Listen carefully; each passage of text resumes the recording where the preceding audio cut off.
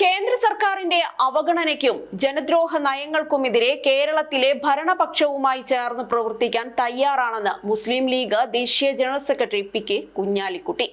ഇക്കാര്യത്തിൽ ഭരണപക്ഷവും പ്രതിപക്ഷവും ഒന്നിച്ചു നിൽക്കണമെന്നും കുഞ്ഞാലിക്കുട്ടി ആവശ്യപ്പെട്ടിരിക്കുകയാണ്. കേരളത്തിന്റെ വിഹിതം കേന്ദ്രം തന്നേ പറ്റൂവെന്നും അതിനുവേണ്ടി ഇവിടുത്തെ സർവകക്ഷികളും ഒന്നിച്ചു നിൽക്കണമെന്നും കുഞ്ഞാലിക്കുട്ടി പറയുന്നുണ്ട്. കേരളത്തിന്റെ അവകാശങ്ങൾക്ക് വേണ്ടി ശബ്ദിക്കാൻ ഞങ്ങൾ തയ്യാറാണ്.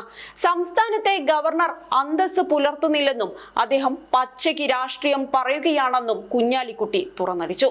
ഗവർണർക്കെതിരായ SFI പ്രതിഷേധവും അതിനെ നേരിട്ട ഗവർണറുടെ രീതിയും നേരത്തെ വിവാദങ്ങൾക്ക് വഴിവെച്ചിരുന്നു. ഗവർണറെ എല്ലാ കാര്യങ്ങളിലും പ്രതിപക്ഷം അനുകൂലിക്കുന്നില്ലെന്ന സൂചനയാണ് കുഞ്ഞാലിക്കുട്ടിയുടെ വാക്കുകളിൽ നിന്ന് വ്യക്തമാവുന്നത്. പദവി നോക്കാതെ ഓരോന്ന് വിളിച്ചു പറയുന്നതും ബില്ലുകളിൽ ഒപ്പിടാതിരിക്കുന്നതും പച്ചയ്ക്ക് രാഷ്ട്രീയം പറയുന്നതും ശരിയാണോ എന്ന് സ്വയം ആലോചിക്കണം.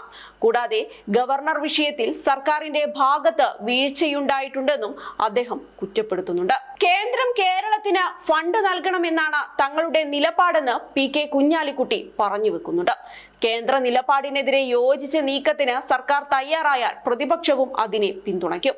കേരളത്തിന് അർഹതപ്പെട്ടത് കിട്ടാതിരുന്നാൽ ജനങ്ങളാണ് അതിന്റെ ബുദ്ധിമുട്ട് അനുഭവിക്കുകയെന്നും നേതാവ് ചൂണ്ടിക്കാട്ടുന്നുണ്ട്. അതേസമയം സംസ്ഥാന സർക്കാരിനെതിരെ ഗവർണർ വിഷയത്തിൽ ഉൾപ്പെടെ വിമർശനം ശക്തമാക്കുന്ന കോൺഗ്രസിന്റെ നിലപാടിൽ നിന്ന് വിഭിന്നമായാണ് കുഞ്ഞാലിക്കുട്ടിയുടെ ഇപ്പോഴത്തെ പ്രതികരണമെന്നതാണ് ശ്രദ്ധേയം. പലസ്തീൻ ഐക്യദാർഢ്യ റാലിയിൽ ഉൾപ്പെടെ അവസാന നിമിഷം വരെ CPM-നോടും സർക്കാരിനോടും മൃദു സമീപനം വെച്ച് പുലർത്തിയ ലീഗ് ഒടുവിൽ കോൺഗ്രസിന്റെ സമ്മർദ്ദത്തിന് വഴങ്ങുകയായിരുന്നു.